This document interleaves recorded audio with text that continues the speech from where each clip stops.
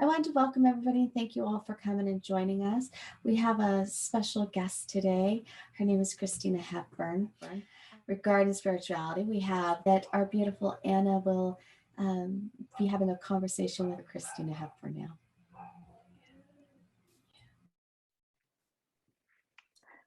Hello, everybody. Oh my goodness, so many familiar faces. Good morning. It's morning for me. I'm in Vancouver and it's approximately 11 o'clock. So I'm just loving being here. And oh my gosh, Blossom Murphy. Hello in London.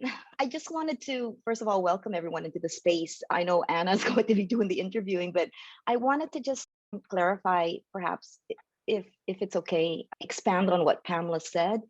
We wanted to record this meeting and perhaps some segments of it, perhaps the Theta Meditation and some of the things that I might say, we may want to put it out to the community, if that's all right. And if there's anyone that does share in the meeting and would prefer not to be included in the recording, it is very easy to edit out that segment. So if that's all right with everyone, perhaps if there's something that you'd like to share with Ana or Pamela or myself, you can send it on the private chat. That's all about the recording. Thank you. Yeah, we are so happy to have you. And we will start straight away because we are all very happy and curious to know more about our beautiful Christina. So, dear Christina, your spiritual story starts from an agent to a spiritual teacher. If you can share with us. Thank you, Ana. That's a story that I'm going to have to shorten in about a minute or two in the answer because it could go on forever. My spiritual journey started when I was about 5 years old, when I crawled up on top of the bathroom counter and I put myself in front of the mirror and I looked into my eyes and my pupils and I said, God, why did you put me in this body? Why this body? Why not that body or that body? And why am I of Filipino heritage? Why am I not Chinese or Indian or Caucasian? Or, you know, I went through the sphere of why this body. And I realized then that I was a spirit in a body. And I grew up in a Spanish Filipino Catholic upbringing where nobody could quite explain that to me. So that was the very start of my spiritual journey. So as an intuition part, how you were able to shift it from an agent to a spiritual teacher? Okay, and my mother left the Philippines with 3 children and immigrated to Canada when I was a young girl. And even then, the religious Catholic background was very prominent in my life. However, there was always this little bit of searching in me for what was true love and what was peace and harmony and kindness. And I believe the questions already began in that young age until, of course, I got into adolescence, and then it became very, very profoundly apparent that I was searching for something more than the religious platforms that I was accustomed to or that was introduced to in my life. Yeah. And oh, you asked about intuition, Ana. So I guess intuitively, I always knew there was a God. I always knew that there was a source. And I knew that there were various religions in the world. And I always felt at harmony with the truth of anyone's expression. So I never, ever had any resistance to any form of religion of any kind. I just knew that there was a place in everyone's heart that was peaceful, loving, and that unity was what I was looking for all my life. It's so beautiful. So if you watch on a perspective of goals, why spirituality is so close to you? The perspective of growth and why spirituality is so important to me. Well, I learned from a very young age that I couldn't control everything, although I kept trying for a very, very long time. And I knew that there was a God and a power greater than myself. I just firmly believed that everything was always going to turn out as it should be. Now, I really don't know where that came from, although I knew that there was something that I was supposed to contribute to this world significantly. Now, I don't mean significantly in the sense of ego, that it was going to be massively big or that I was going to be a Hollywood star or a celebrity, nothing like that. I knew that there was something that I was meant to contribute, and I didn't know what that was until later on in life. So I just carried on in my journey, and I realized that I prayed a lot, meaning that I had this connection all the time with my own source connection. And so I just trusted, I trusted that my growth would be unfolding. That's very neat. Yeah. So if I can ask, what's the message behind your teaching? The message behind my teaching came later in my life after I went through a series of personal life situations, of course. And I just have to give a little bit of a background. So I came to Canada and my mother remarried, and that was a very big portion of my life that took me in very deep places. And I left home at the age of 15, I believe. And then I married my first husband, who was the father of my child, and I became a single mother in my teens because that's how it kind of unfolded. And then got into the profession of real estate, where I put myself in a corporate world. I was into sales, and then that was my divine purpose at that time. But I'd always been a creative person, an artist, a writer. And in that scope, I always had this prompt in my heart that I was going to unfold and evolve into the next purpose. And I might not have said it in those words in my head at that time. And so it is because of my life journey that took me to the place of where I am now. So I was a realtor. I then married my husband, who was also my real estate partner for 20 years. And then that marriage ended in 2014. I got married to him in 1994 and it ended in 2014. Yes, so it was a 20-year span of my life. And I had also been in that profession for that time. And when I let go of that, I also let go of the real estate career. I let go of my entire life in Vancouver. And I ended up moving to my house on Vancouver Island in a completely different setting. And I basically surrendered to that I had to let go of everything, and that I didn't know what anything was for, and that I was to find healing and peace within myself.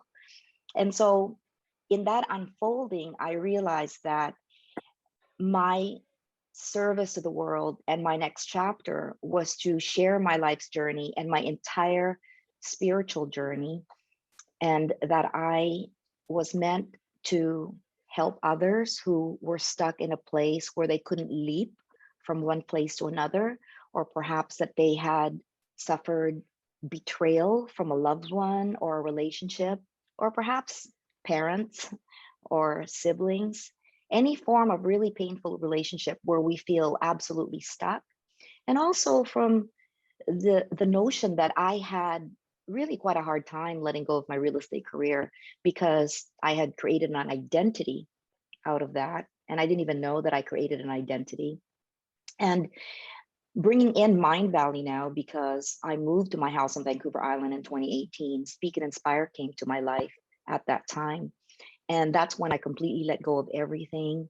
And the tap closed on me. My real estate income, the agreements that I had with my husband apparently weren't going to be fulfilled. And I had two choices at that time. I could go to court and keep fighting. I could become a realtor on Vancouver Island and carry on with my career, do a complete restart. Or I could completely let go and ask Divine Source Universe what the next chapter of my life was going to be. And I found myself on a yoga mat asking the question over and over and over again. And I ended up with an answer very, very loud that came to me. And it said, sell everything, let go of everything, and completely trust that everything will be shown to you one lamppost at a time. And so that's what I did. And I realized then that I had to create a course and finish the book that I was writing. And it came from this place of volition and love, where it was so strong that I knew that I had to share my life's journey in order to help other people who was suffering the intense pain that I had endured. And here I am.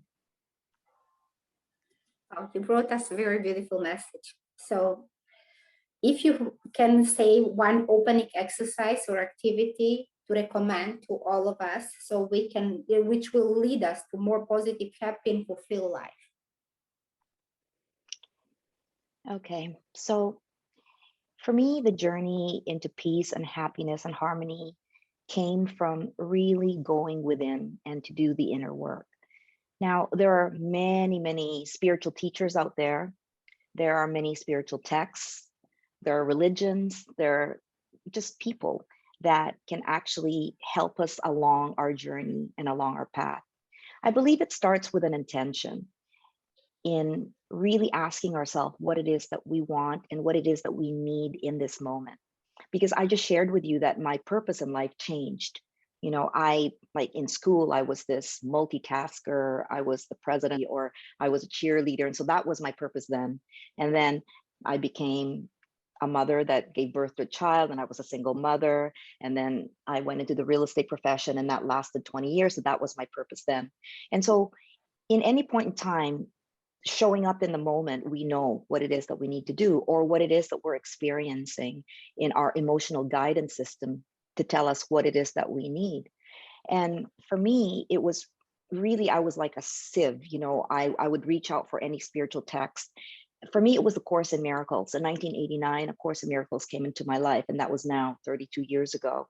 And that was the spiritual path that brought me to peace and harmony and forgiveness of myself, others.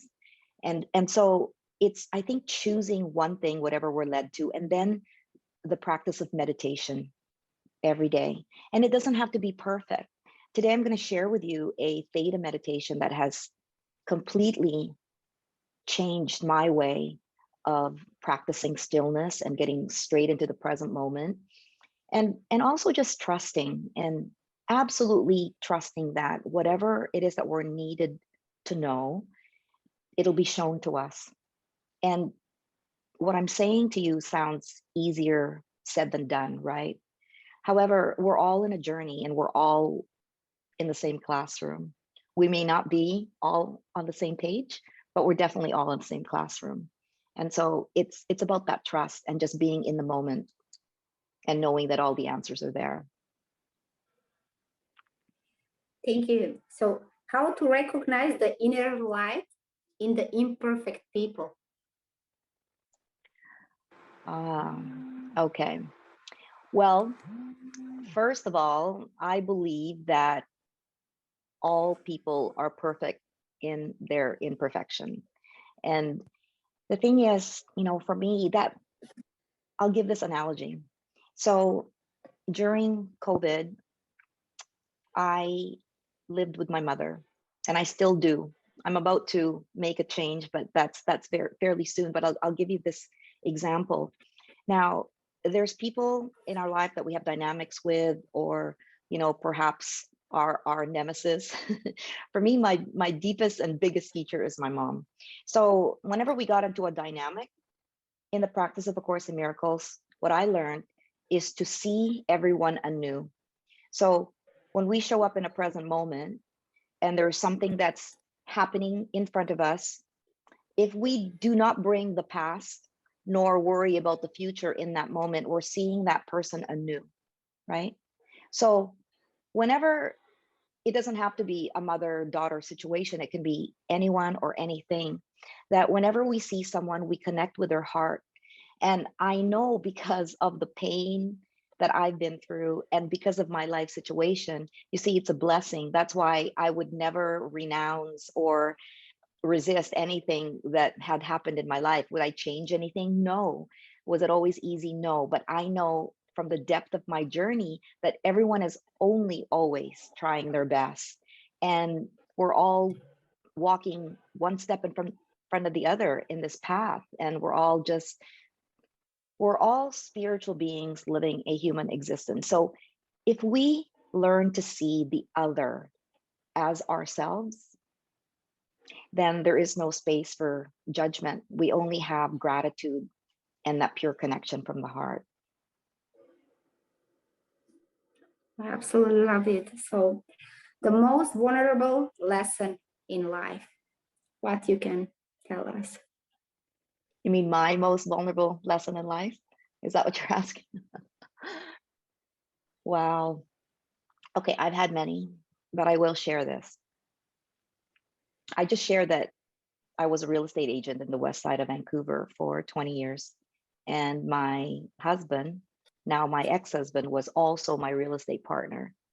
So when we parted ways in 2014, that was the deepest journey that I experienced in the way of the ending of a partnership, a marriage with someone who I thought that I was going to spend the rest of my life with. You know, that Cinderella story, right? I mean, that's a whole other Zoom call, video call that we could talk about. But in 2014, I found out that my husband had a separate life, basically outside of myself. I had discovered it through the means that I can only say was completely divinely guided, because even though I have this broader universal sense of spirituality, I was still brought up in a Spanish Filipino culture, in a Catholic religious culture. And when you're married, you give it your all. You do everything you can to honor your vows, right? So I would have stayed forever probably. Anyway, I found out some things that were extremely hurtful for me, and they were basically my non-negotiables.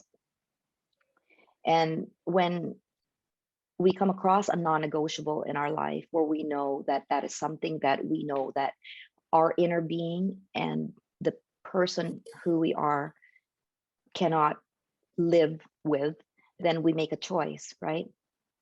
So I chose not to be in that partnership any longer. And I knew that the form of that relationship needed to change. Now, I'm not going to go into the depths of what happened and the details and all of that, but let me tell you this. I lived in Yaletown in Vancouver at that time, and I lived on the 23rd floor of a beautiful apartment where I had a beautiful water view. And I would wake up in the morning and I would see the sunrise, and I would see that view. And I would be in a fetal position for the first few months every day, crying and praying to God, saying, please do not let this be the day that I jump off this balcony.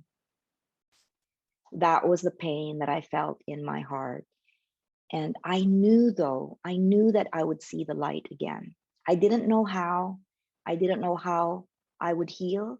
I just knew that I had to put my feet over the bed, get up, wash my face, have a shower, make a coffee, get to the gym, do my meditation, whatever it was. I knew that I had to carry on day by day by day.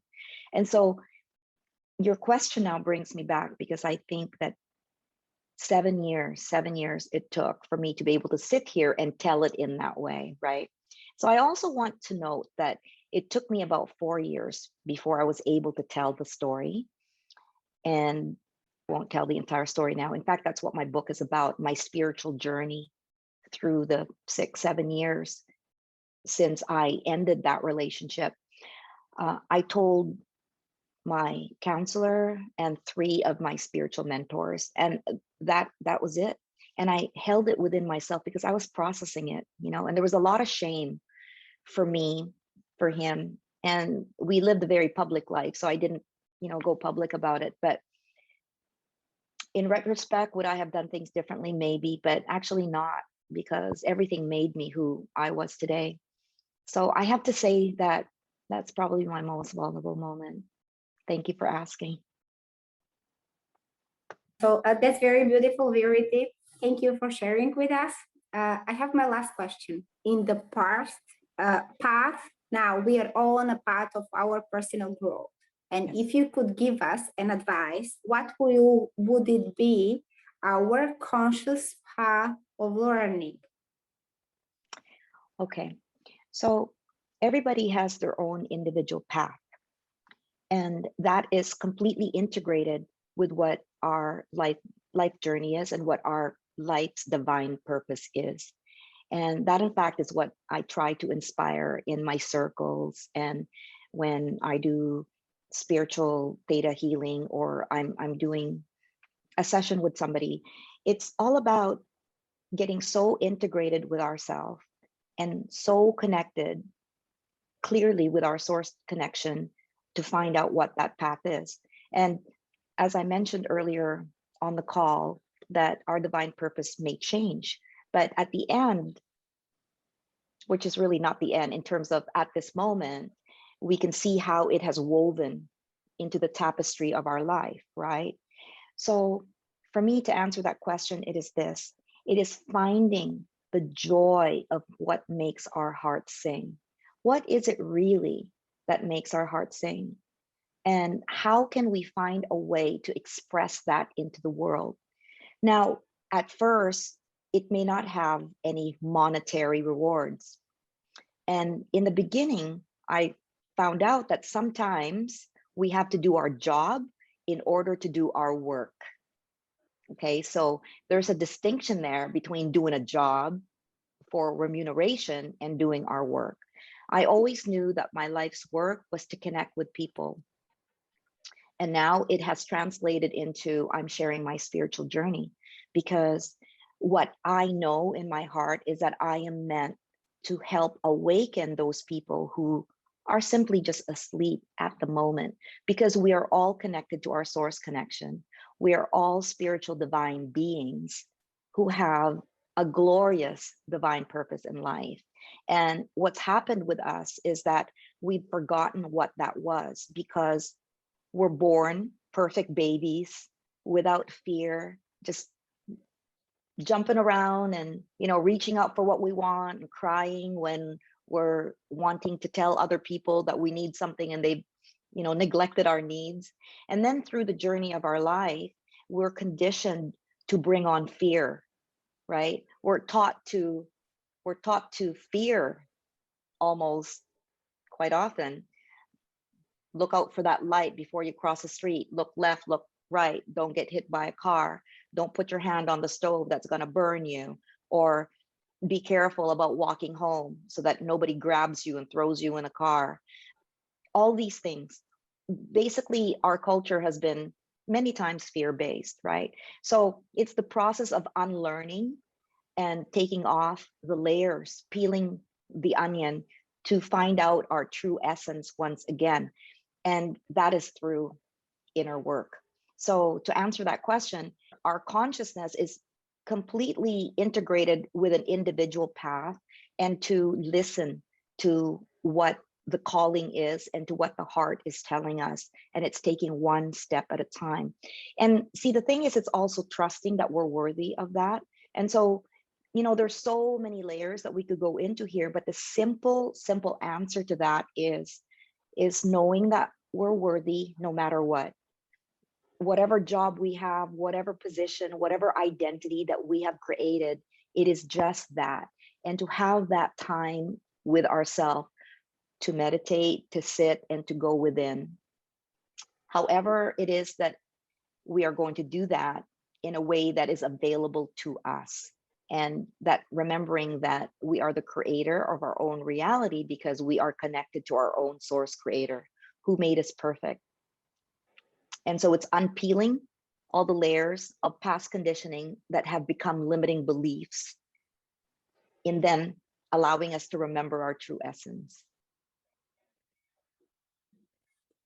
It's very deep. Thank you. Yeah, so we need all to make our 3 screens full of joy and find our purpose. So, dear, I will now kindly ask you for the meditation, and then we can all ask you questions. Thank you. Yes, absolutely. I'm just going to request everyone to take a few deep breaths and go deep within into your heart center. And I also want to just explain theta for a moment. The theta meditation takes us into a theta state. And we all know that there's an alpha state, a delta state. And the theta meditation is actually very close to the meditation that you do in Silva. It's very close, perhaps different words. Now, I'm not the one that's doing the healing. Any practitioner that does theta healing will not be doing the healing. It's actually your own source connection that's doing the healing for you. We're just conduits to take you into a state, into your own meditative process to connect you with your own source connection for you to do your own healing, because you do have the power to heal your life and to heal yourself. And we can heal things physically, any ailment, or perhaps spiritually. So these are the things to remember when you're going into this. And then if thoughts come into your head, just simply letting them go like a breath of fresh air and just getting straight into this state. And so we'll get into the meditation now, and then we can do a Q&A after. I invite you to put your palms up and open on your lap, or perhaps doing this. This is the yoga mudra of truth, whatever's comfortable for you, or perhaps you want to put your hand in your heart center, whatever works. So, okay, I invite you to also think about an intention that you would like to manifest in your life today, or perhaps your life journey, your life purpose. Take a few deep breaths in.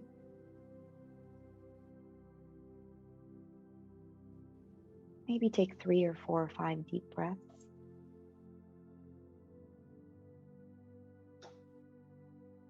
And on your next breath, go into your heart center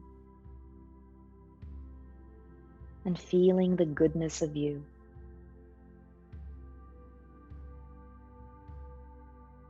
And in this space, feeling a deep sense of gratitude and the pure love that you are and always have been. Now visualizing a beautiful ball of golden light.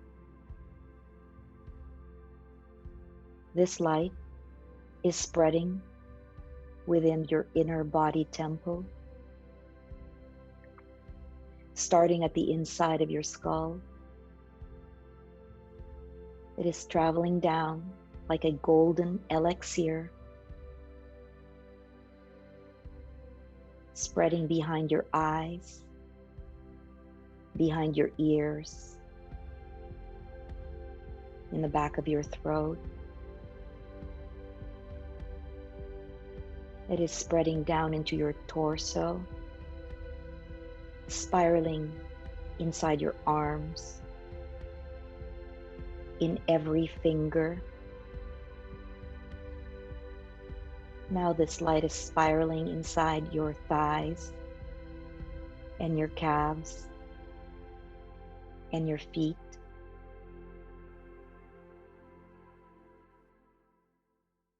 It is in every cell, in every tissue,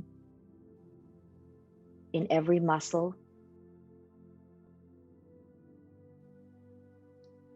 It is in your veins and in your blood. Now bringing your conscious awareness to the pulsing sensation within. See if you can feel your hands.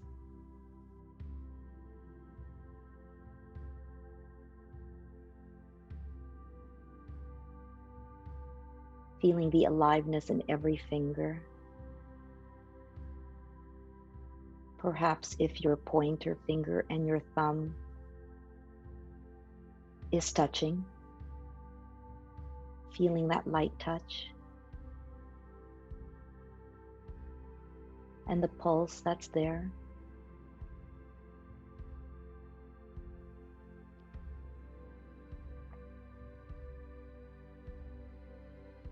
Now visualizing your entire body ablaze with light. Can you bring your awareness to your feet?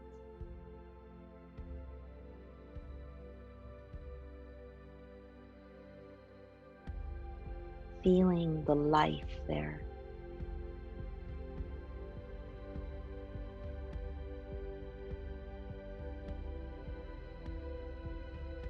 Being completely in the present moment.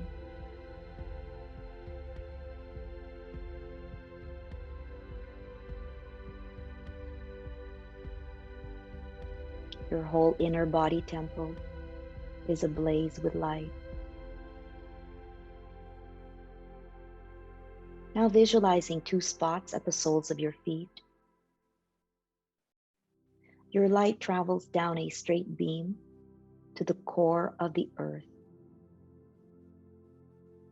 saying hello to Mother Earth. And now your light travels back up through your feet. And now finding your crown chakra. Your light travels straight up this beam into the 7th plane of existence, ascending into the 1st plane and visualizing white sparkling lights all around. Keep ascending upward into the 2nd plane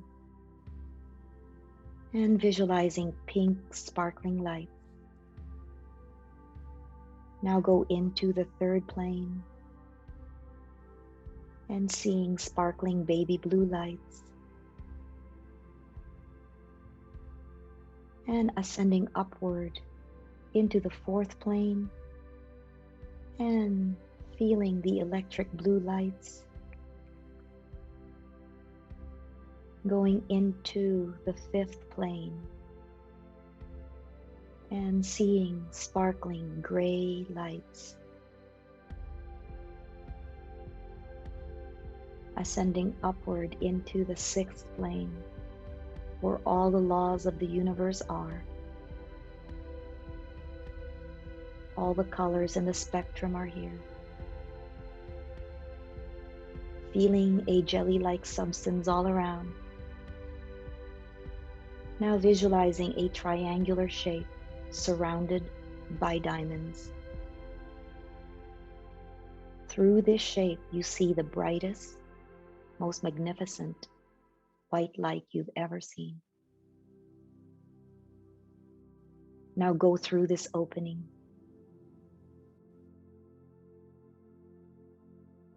You are now merging with the light of all that is. You are formless.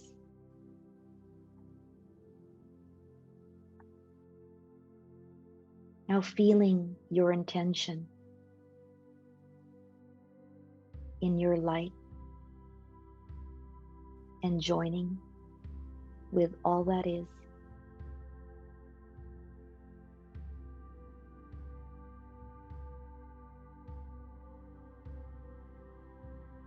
And feeling the joy of its manifestation,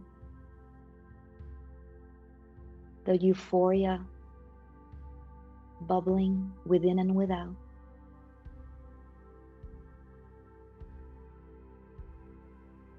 Repeating silently and slowly after me. Creator of all that is. God, source of our understanding. We come to you today with gratitude and love, and our joint intentions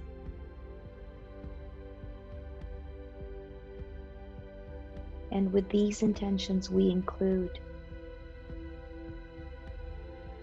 bringing joy and healing to all and every being on the entire planet.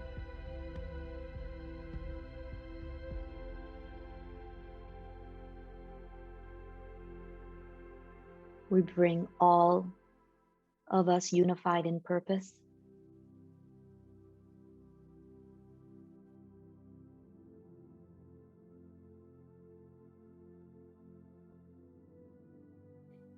And we include our families, our friends, our communities, our countries, our continents, the entire globe, our beautiful Earth, planet.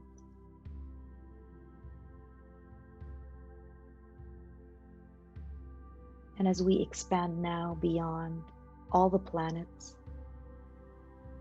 beyond all the stars, we expand beyond all the galaxies. We keep expanding beyond the universe, expanding beyond all universes.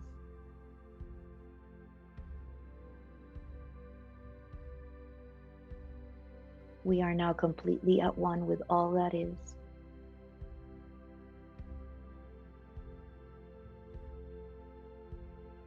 And creating an anchor,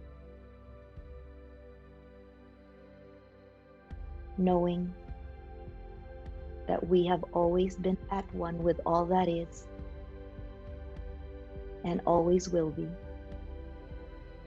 Now feeling the euphoric joy of the manifestation of all our intentions, visualizing it already happening. It's already happened. It's part of the script.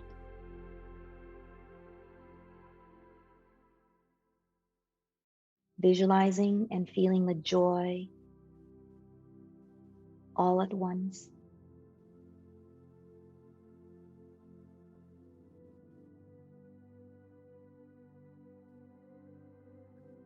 And repeating silently and slowly after me. It is done, it is done, it is done. For the highest and best good of all, with ease and grace.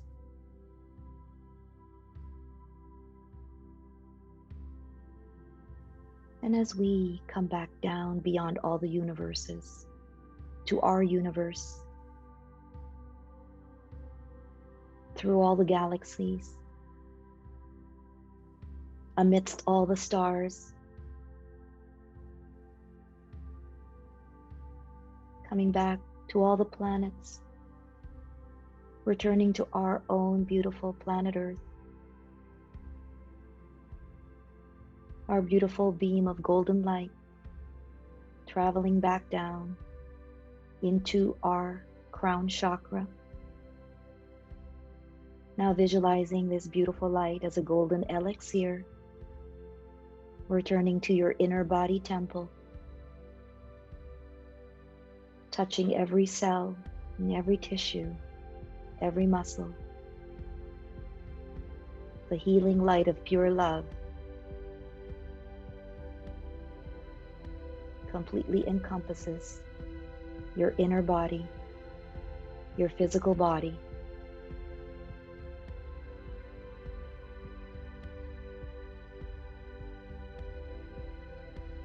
and in body, mind, and spirit, you are at one in the light of pure love.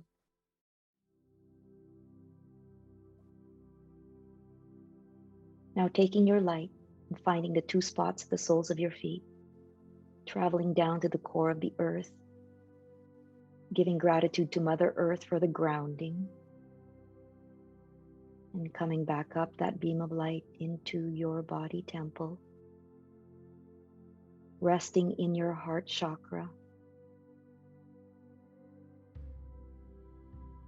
Now visualize yourself in your favorite body of water.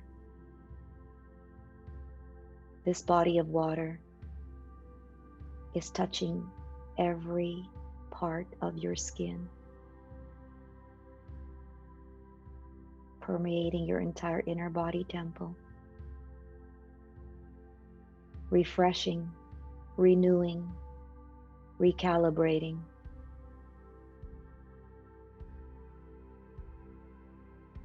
Creating an anchor now. of the joy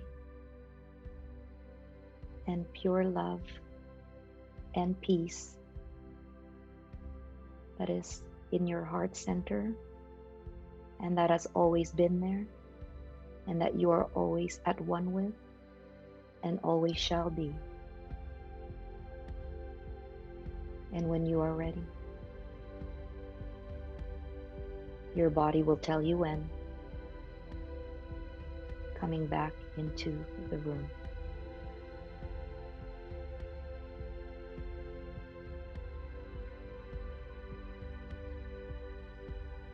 Namaste.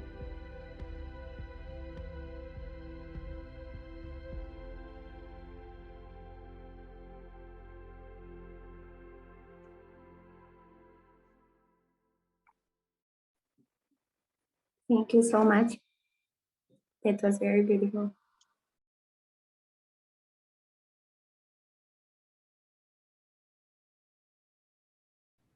So you can all start asking questions, my beautiful ladies, and all the very wise guys that are here in the group. Very happy to have you here with us. Karen is asking. I saw Karen first hand up. Thank you so much, Christina, for that beautiful meditation. Your life, I think I'm like very, very much in the same situation, except for behind you in terms of, so I've been wanting to create a course for women so that I could share my experiences of a 40-year marriage. That, yeah, and whatnot, but I'm not sure what it is that prevents me from moving forward. Like, I purchased a how-to online course to do it and so forth and so on, but when it comes to actually, like, I have this issue with identity, not enough, I guess. And that's the only thing I could think that's in the way, because I know in my heart I want to do this. I'm a Reiki master. Like, through my marriage, I use spiritual development to, in terms of different practices, Reiki, yoga, you name it, to cope and to keep my sanity. And now I want to share some of those things with women. And I'm not, but I don't have a very, like, what I'm realizing about me is that I never had a very structured construct in terms of my mental. I'm very, very much on the creative side and not structured. And so I was just wondering if you had any feedback for me. Yes, around. absolutely. Thank you. Yeah. So that's very valuable. 40-year marriage, that's a lot, and a lot of life experience, and your voice is definitely needed in the world. Can you imagine how many people are waiting to hear you? And may I ask, is it because your marriage had ended, or you're still in your marriage? I just want to get a little bit of a... Sure. Yeah, no, I had the divorce. It took me 10 years to get the divorce. I served like 4 times, and it ended in 2020. Okay. All right. I understand. So what I find that most of us have, perhaps all of us, we're really basically afraid of criticism. And what I'm finding in all the quests, whether it's Speak and Inspire or Money EQ or Silva or whatever the process is that we're in, because as you can see, we're all looking to be the best version of ourselves, right? At some point of our life. And that comes from learning complete self-love, and that's the inner journey. And my sense from you, Karen, is that you've already been through a profound inner journey, and we're always going to be evolving and developing. So we never graduate. And the other thing that I find is we're all searching for perfectionism. We feel that if we're not perfect, then we can't deliver it to the world. And that is the absolute #1 myth in serving our purpose. And so there's a couple of things that I can give to you, and then we can connect afterwards, after the call, if you'd like, and I can give you more tips.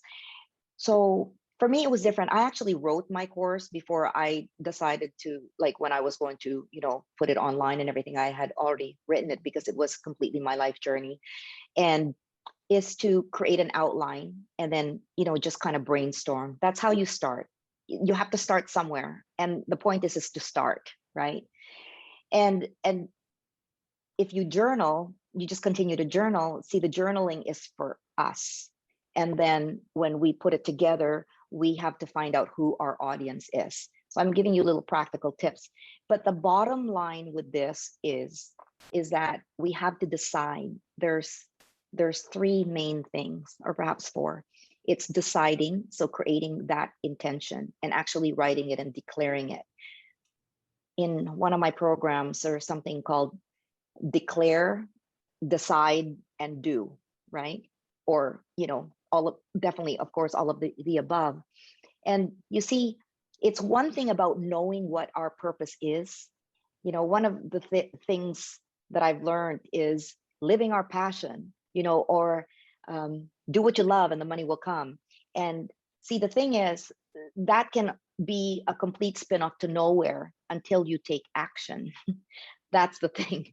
We can know that, but it's by engaging and taking action to where we actually create something and offer it to the world, right? And then there's the state of allowing. Once you take action, then we have to allow it to unfold. And we have to be fearless in that unfolding, that not everyone's going to love us. Not everyone is going to take our course. And not everyone who reads our course is going to like it, but some might. And for those people who don't like it or criticize it, well, then it's not for them. It's not their course. And that's why there's so many spiritual teachers. That's why there's so many teachers, whether spiritual or educational or motivational or whatever.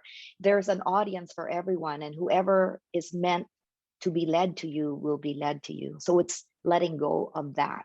That was the biggest thing for me. And then it's in the receiving. So declaring, deciding, doing, allowing, taking action, and receiving. And that means that you are willing to receive what it is for you that's in this process, whether you're giving a course for free or whether you're asking for remuneration. And I do believe in value for value, and that's the one myth with spiritual teachers that I also had to overcome, because I was selling real estate. I had no problem asking for a $20,000 commission for selling an apartment in downtown Vancouver, or a $40,000 one, with my husband and my team. And the only reason why I'm bringing up those numbers is to make a very strong point that when we're advocating for someone or something else, it's so easy, another structure, and it's there, and I'm worthy, I'm credible, I've been in the business for 5 or 10 years. And then when we do our own work, right, it's different. Even with me, with my paintings, it took me a long time for me to show my paintings because it's so deeply personal. So it's that. It's knowing that you're worthy anyway. Thank you so much. I'm gonna message you. I would like to talk to you. Yes, please. Absolutely. Blessings to you.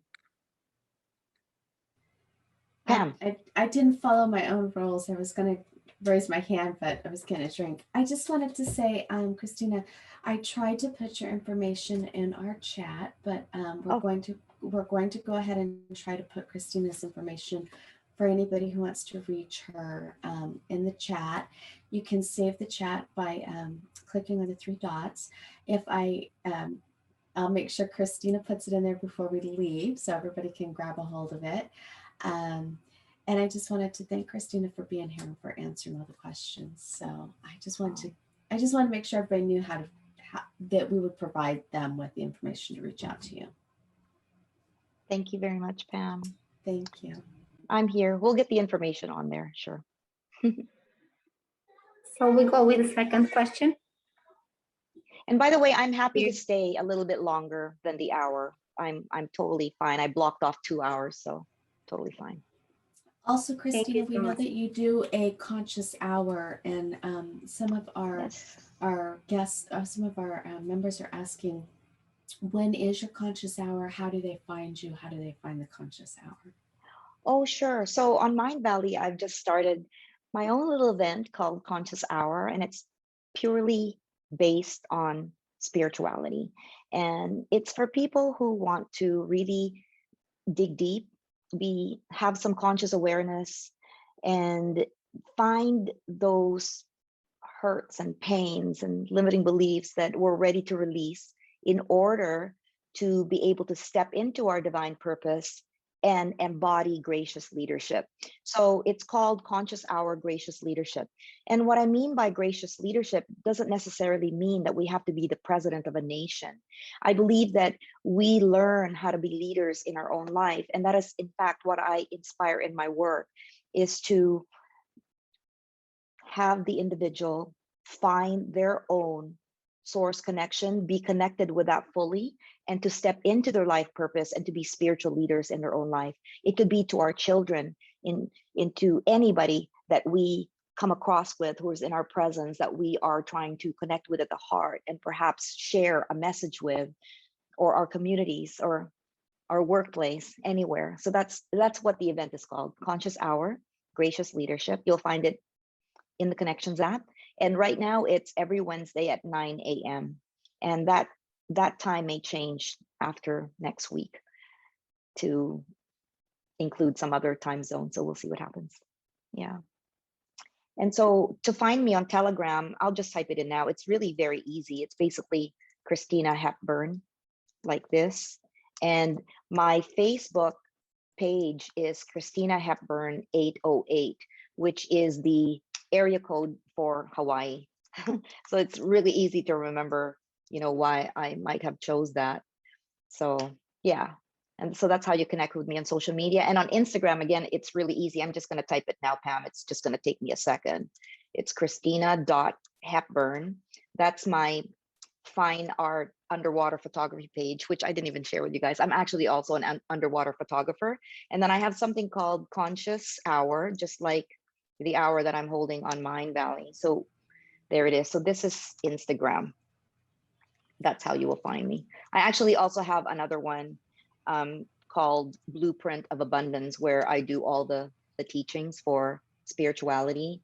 But you will find me easily on Christina Hepburn and Conscious Hour. So there you actually have it all.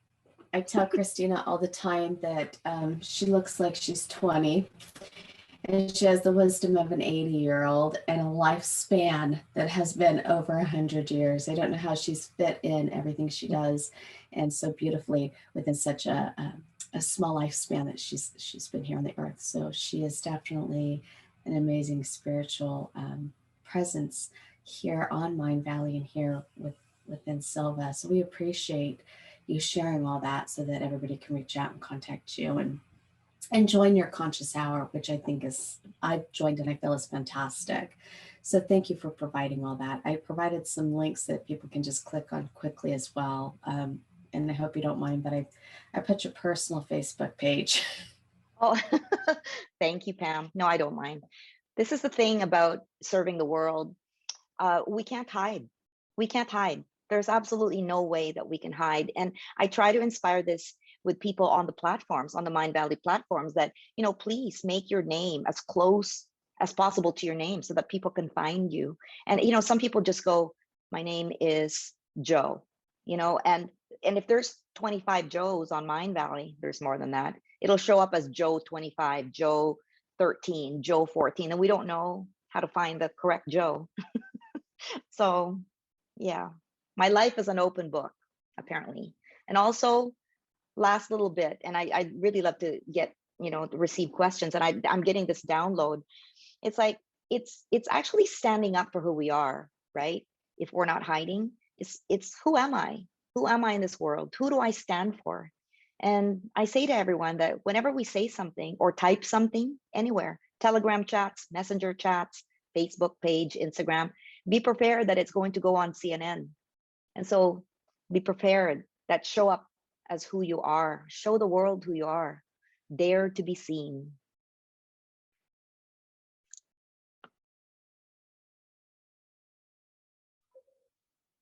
Okay. So we can ask now our next question.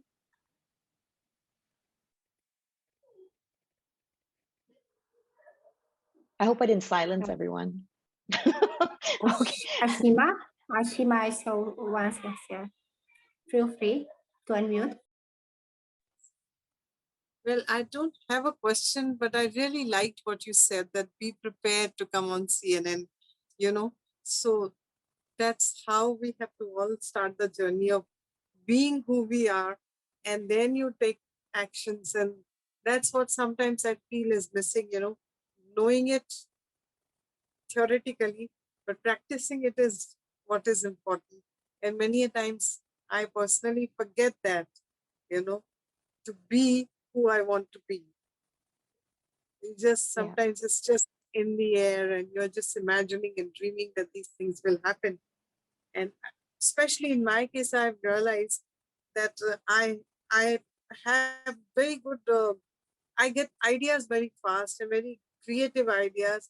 And when it comes to taking actions and when it seems like it's going to be a big thing, I somehow not ready. I'm not ready for it, you know. So somewhere I take a back seat or I don't take actions. And I'm very aware of, you know, how I'm getting into what's the word? Inertia? No, I don't know. I can't get the correct word. But so I'm very, very aware. And this time I feel that if I don't do these things now, when will I do it? It's now, and it must be done, because that's I always wanted certain things to be done, and this is the time it has to be done. So every time, every day, I try and push myself to do something little. And like somebody was mentioning, I forget, even I started a course before I started the Mind Valley, and I had some online workshops. I'm a surgeon, so I did this fitness workshop. I used to do these things for myself, and my friends and family would ask, "What happened? How did you do it? How did you do it?" So, you know, I created a program which was my own thing, of course, things which I had learned over so many years, and I put it together, but in such a way that is very, very simple and easy for somebody who doesn't want to do any fitness. And people started creating results. I didn't trust myself. I didn't know how it was going to work, but I said, this is fun. You're going to have fun for 2 weeks. I called it fitness in a fortnight. And I thought, what's going to happen? You know, at least somebody would learn something, a good lifestyle. But I realized that people were actually getting results.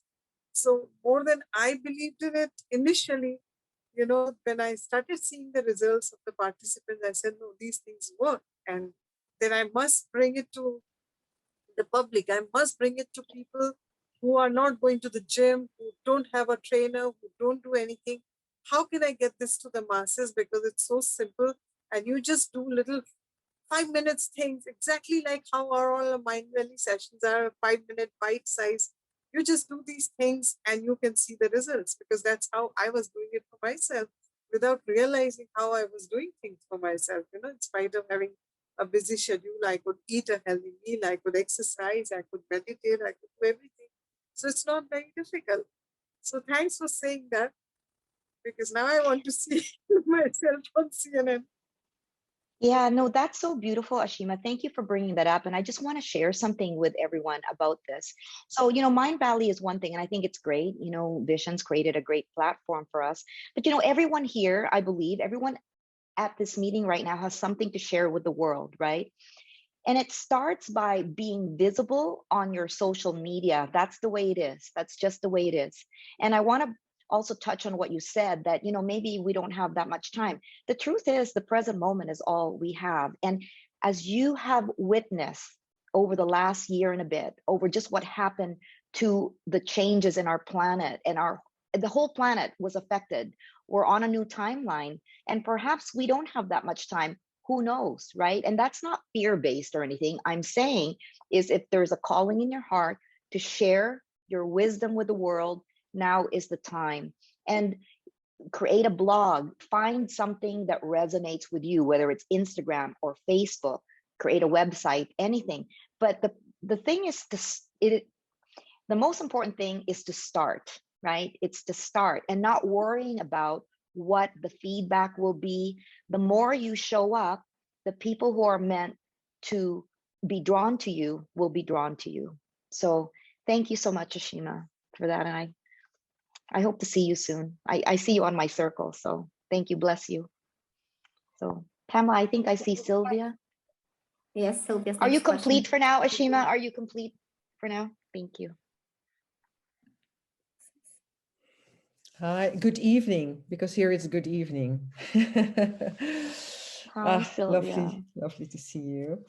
Christina, I was actually wondering, whenever you have to decide something, or if you're missing something in whatever you're writing, making, photographer, whatever, do you sit and meditate always on it?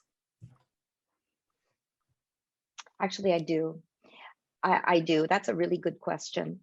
So before I do anything, well, the first thing I do in the morning is meditate. But before I do anything, especially if I'm holding space for people, I say a short little prayer, and it's right out of A Course in Miracles. And it goes like this: where would you have me go? What would you have me do? What would you have me say, and to whom? And in that space, I am opening up and allowing and receiving my divine source connection. And I trust that whatever I am guided to say is going to be said. And I especially say that before my circle calls, because every week I have a different topic, say for Speak and Inspire, or Immunity Blueprint, or Ultimate Leadership, and the M Word. I host several, and of course Mind Valley Circles, where I've seen some of you there. I always say that. And then the topic is there, and then everything unfolds. And I trust that whatever is going to be said is absolutely correct. Yeah, I was actually waiting for that word, to unfold. I was, yeah, okay. So thank you for that. I recognize that indeed. And it is so beautiful when you're getting further on this journey, how sometimes you forget to ask or be very definite on it, and then it just unfolds. And the longer on the journey, the more you recognize it, that it unfolds. It did probably earlier as well. We just didn't recognize it, right? Yeah.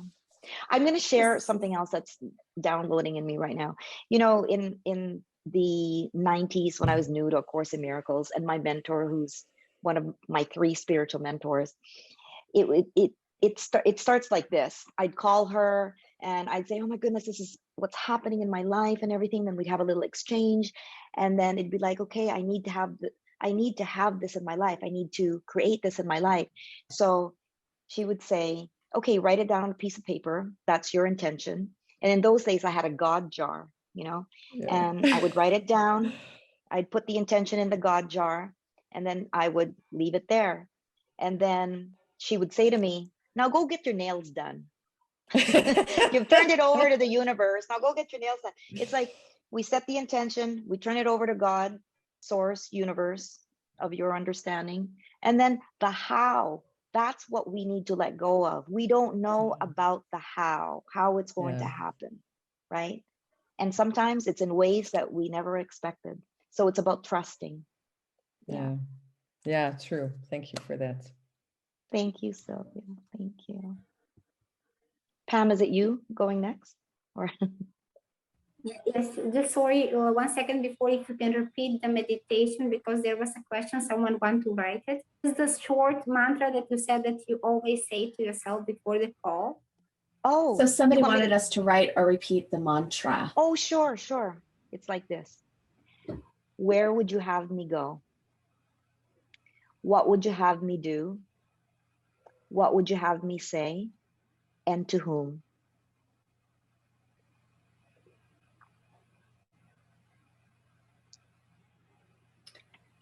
Thank you. 2 things that I loved that you said is, thank you, Marilyn, for putting that out there for us, was that you make an intention, and that the thing that most people probably don't know here that I do, just because of our relationship, is that you're fearless. So I love it that I know that you always meditate on everything that you do. I know that you always set an intention, and then you fearlessly believe in it and fearlessly move towards that intention regardless. And you know that life unfolds for you because that you do those 3 simple steps. What do you feel about that? Do you feel that that is an accurate statement, or do you feel that that is needs a little more clarification? I'm smiling because, thank you, Pam. That's a really good question. I'm smiling because there are times when I actually reflect back on my life and I see the things that I have done, or the times when I have taken such great risks that people in my family would say, how can you do those things and live? How can you do these things and live your life? I have taken a lot of risks in my life. And, I have always had a soft landing. And sometimes it wasn't so soft. Sometimes there were bumps along the road, but it really is true. I suppose we could say that I am fearless because the one thing that I know about me, even when I was a child, I'd get an idea. And if I really, really wanted it, I would go for it, right? And my parents would say, and maybe some of my siblings would say, oh my goodness, Christina, like you're just so self-absorbed. There were all these things. This is how the limiting beliefs come, right? This is how we start to gain conditioning. And this is how we start feeling perhaps that we're not good enough, or people aren't loving us enough or something. I had a lot of negative feedback, even from when I was a child, and even to this day. I mean, one of my friends had said, I am my worst enemy, except with the exception of my mother, something like that. I mean, but they're only doing their best, and not to get into that dynamic, but I mean, I know that there's a fierceness and a strength within me that will keep going. And even though I do have and did have some limiting beliefs and past conditioning that I had to let go of, I still had that inner strength of knowing that I had to persevere onward. I just knew that I had to persevere onward. And so, yes, I am a major risk taker for sure, but always with the volition of love and service to the world. And the one thing that I do not understand, and I still don't, but I have come to terms with accepting it and just being the silent observant of it with others, is unkindness. I really don't understand unkindness. I do not understand how people can choose to be unkind when we can simply choose to be loving. It's just so much easier to be loving.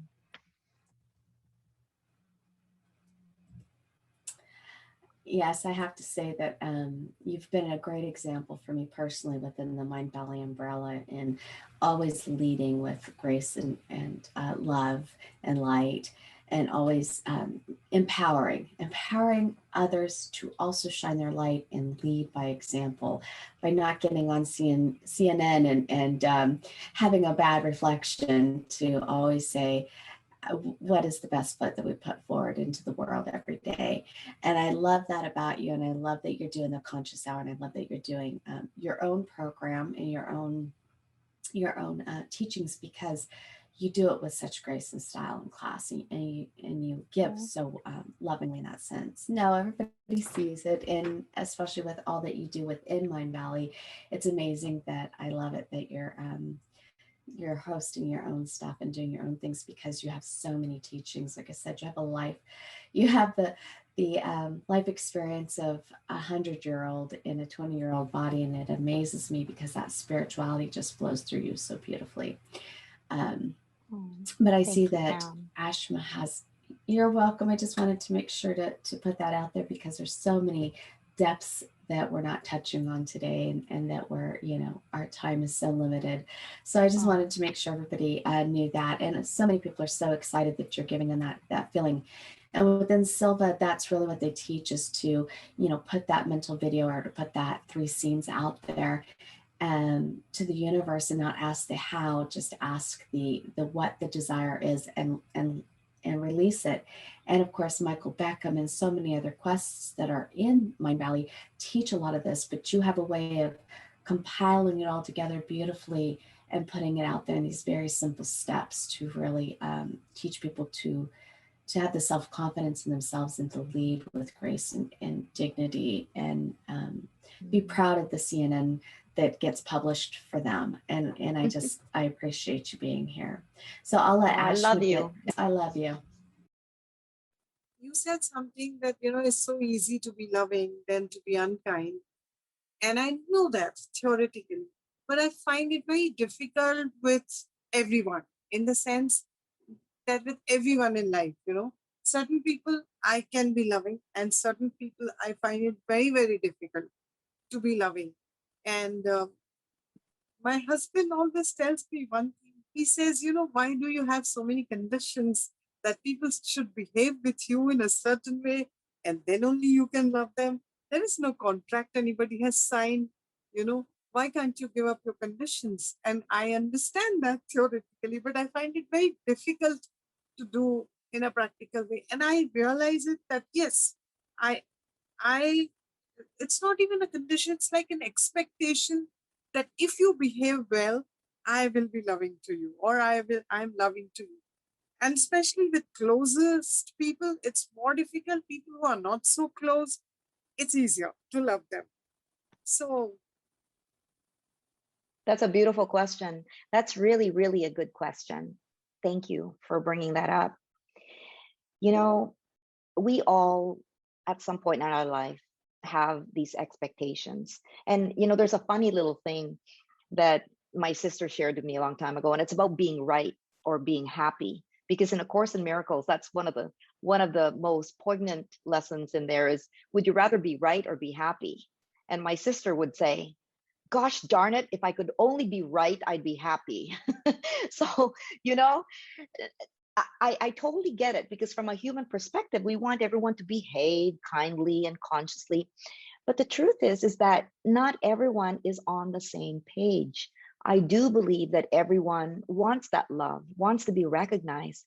And I also do believe that when people aren't acting consciously, then they're acting from a place of scarcity, which comes from fear.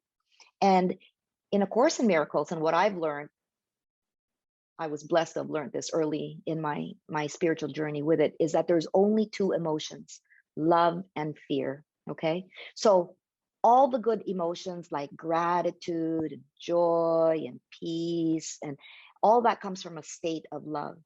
And all the other emotions that are not so comfortable or peaceful, like feeling rejection or jealousy or anxiety or annoyance, it all comes from a place of fear, okay? Because in my experience, observing the teachers that have been in my life, Eckhart Tolle, Ramana Maharshi, even people who advocate the Course in Miracles like Marianne Williamson, and all the teachings are about being the silent observer of whatever that is going on outside of us. Because the truth is, there's nothing outside of us, right? There's absolutely nothing. And anything can take place, and it's still our choice how we are going to react to that, and how we are going to take a stand, perhaps, or speak with it. And we can always speak with consciousness. We don't have to be charged. And I do know we all have an ego, we all have a human condition, and it's honoring that. And sometimes we have to say things that are not so soft and nice, and we have to take a stand, and sometimes we have to speak with conviction, but we never have to speak with judgment. We don't have to speak from a place of wanting to harm or wanting to tell somebody that they're wrong, because if somebody is wrong, that means they're still processing that piece. And the one thing that I have learned also is that I don't know everything. I don't know what anything is for. And it would only be arrogance in myself to believe that I know why that person is having that reaction or acting in that way. We don't know why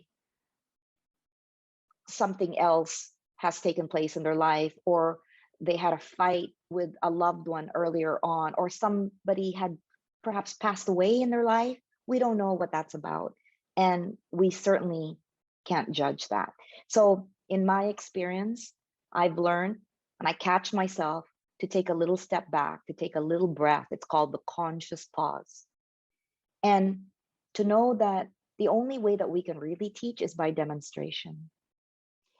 Be that what we want to see in others. And Ramana Maharshi's teaching, when I was in India at the ashram for a month, he was in a cave for 17 years. And then he came down, and then people flocked from all over the world to listen to his wisdom. And the most powerful thing ever said about his teachings was his teachings, the most significant teaching and most powerful teaching that he ever gave was through silence. And that goes back to being the silent observer. And that goes back to being the demonstration. And everything is energy, right? When we're emanating that energy of pure love and acceptance and allowing people to belong in our space, that's how we're going to transform them.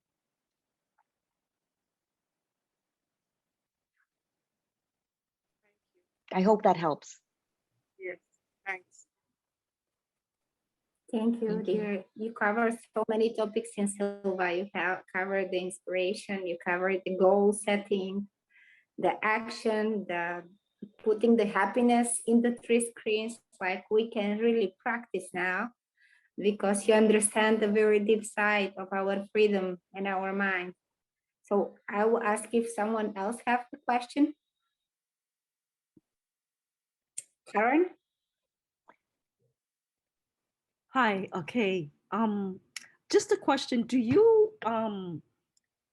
have a forum that, so I'm new to Mind Valley, and I'm wondering, do you have a forum in the circle that's better suited to ask questions about like things like when you were just talking, I had like a couple of questions that came up about boundaries and protection, because I was in a really abusive relationship. So I've learned to have boundaries, which I had none before.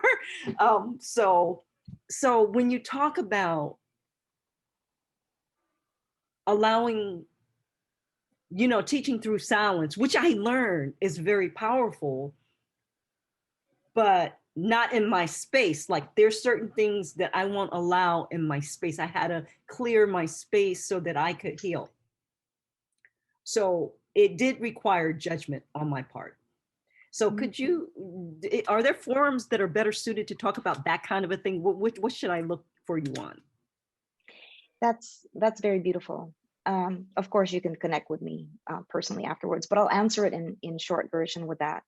Now, just because we're living a conscious spiritual path and want to be demonstrations of that who we are, doesn't mean we have to be a doormat.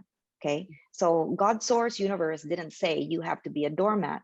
This is what I'm trying to express here, is that sometimes we have to speak with conviction, and sometimes we have to speak in a way that people can hear it. Like, for instance, when I was going back and forth with my divorce, I had a lawyer, he had his lawyer, and we had to go back and forth.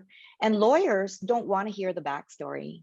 They don't want to hear about our emotions. They didn't want to hear what I went through when I found that out, when he did this, when that. They don't want to hear about that. They're all about the book of law, right? So in that space, I needed to show up and communicate in the way that they could hear it, in the way that was appropriate. Okay, so boundaries are very, very important, absolutely. And see, when we know our boundaries, when we are very clear about that, we don't have to keep saying it.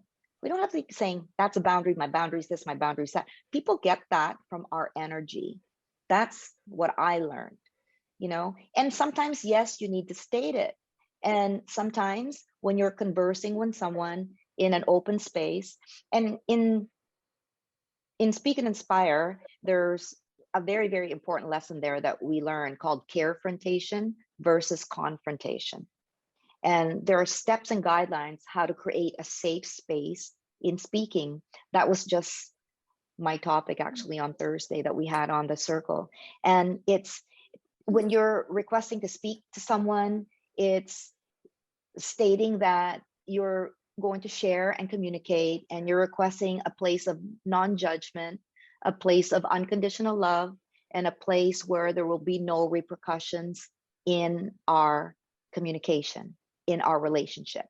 So that's one thing. And then also in that space, you are coming from a place where you are engaging a dialogue, also welcoming a dialogue. And perhaps in one part, you're saying, okay, I'm going to communicate, and our agreement is you're going to receive and just hold space, and then you'll have your own turn to communicate back to me, and you can agree when that will be, right? And you're using words like we, us, and I, my experience is, I am feeling this, rather than you. You see, because whatever it is that we put out, we bring forth in others. It's that cause and effect thing, right? So having boundaries, very important. And stating what your truth is, very important. But stating it from a place of consciousness. And I'll share this with you. There's a very poignant line that I learned, and it's this: telling the truth is the best way to love someone.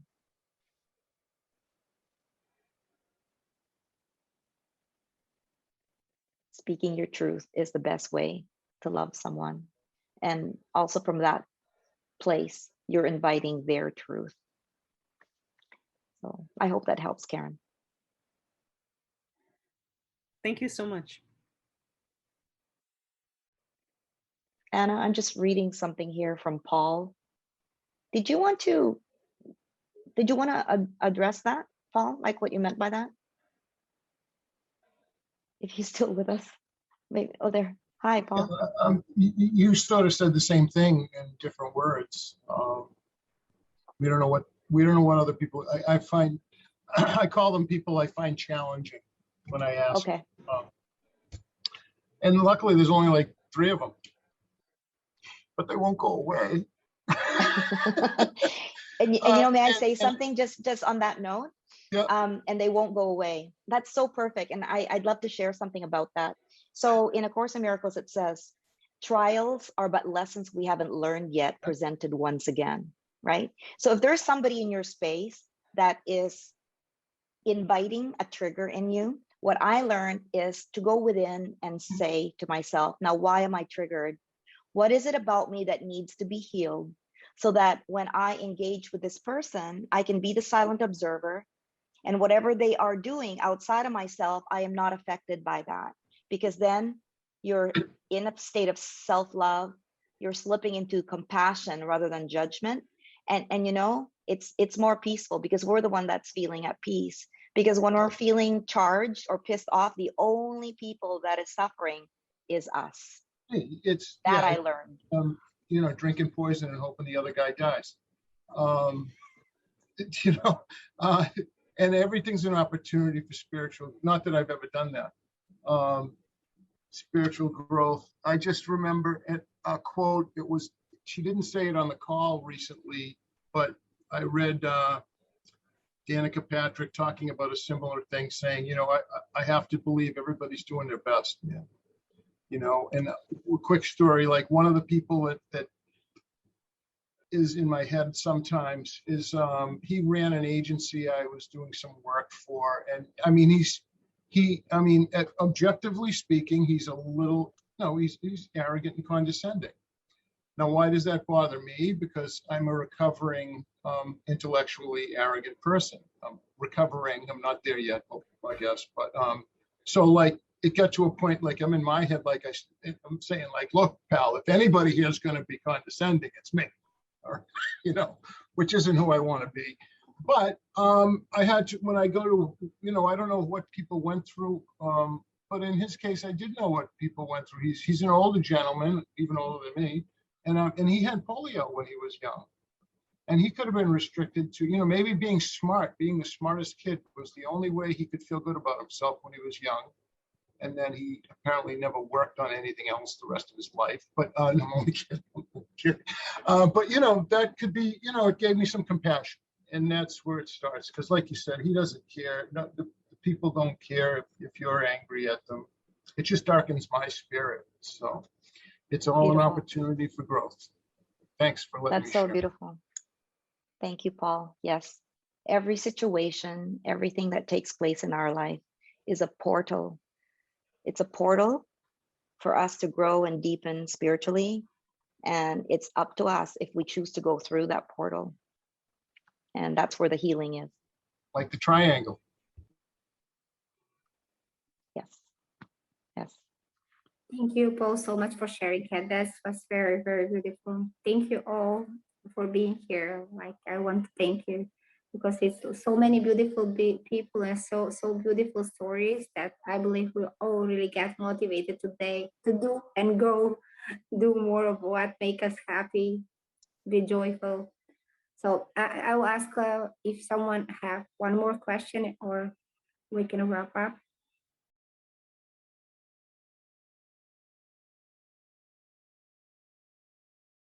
What I shared earlier on the call is sometimes we have to do our job to do our work, right?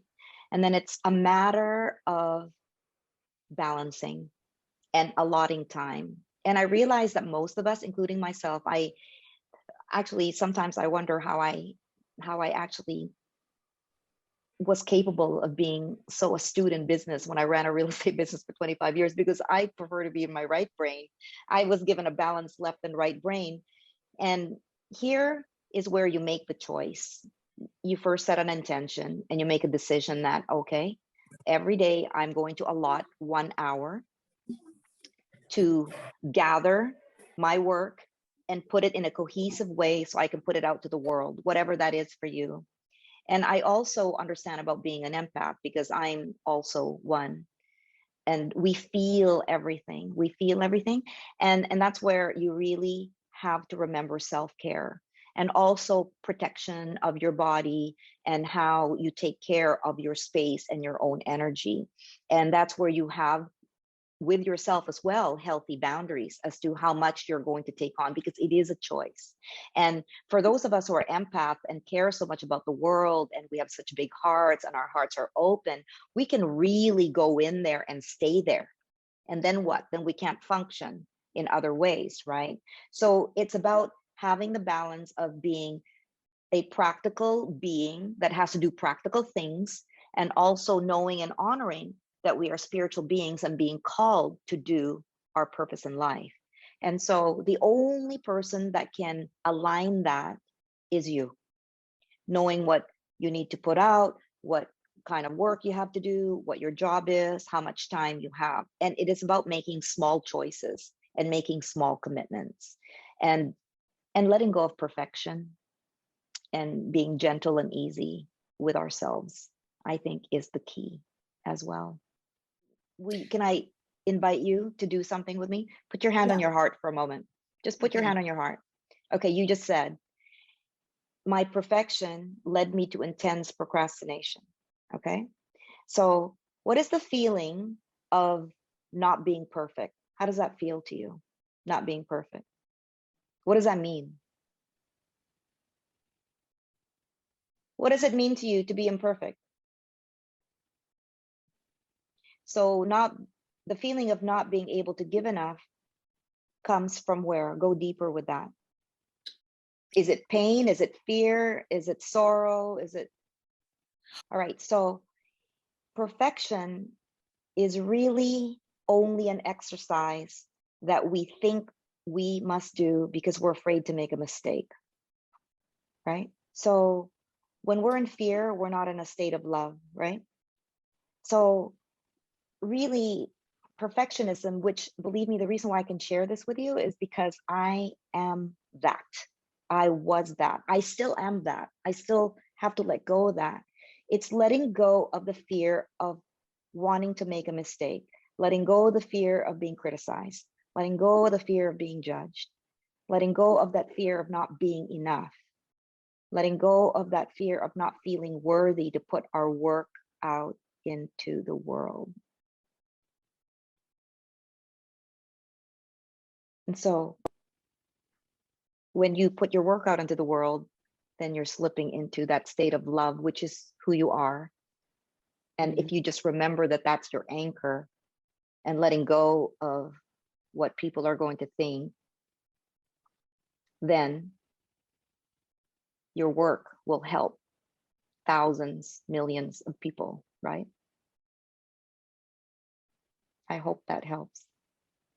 It's really super simple. Yeah. It might take a lot of inner work and you know, and welcome that and be gentle on ourselves, because everyone, and including our own selves, have been so hard on ourselves all our life. That's the thing, right? Yeah. That's what the undoing is about. That's what A Course in Miracles says, is that we can choose our lessons through joy instead of pain.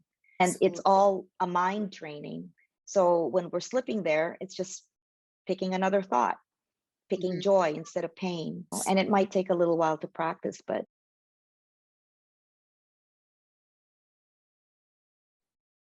beautiful.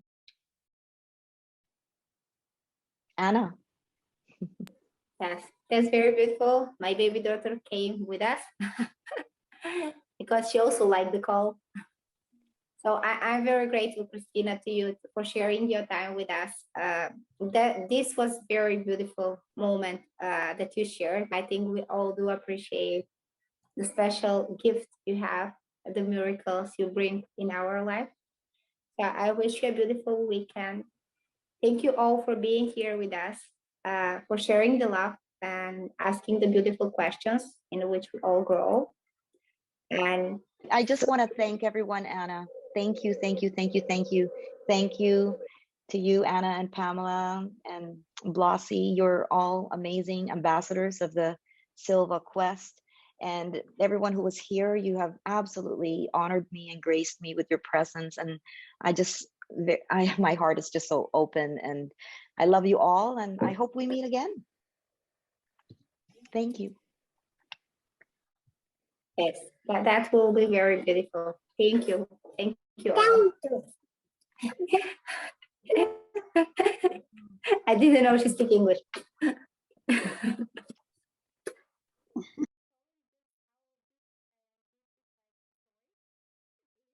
Like she like you. Love you. Aww. She's sending me kisses. Oh my gosh, beautiful. I want to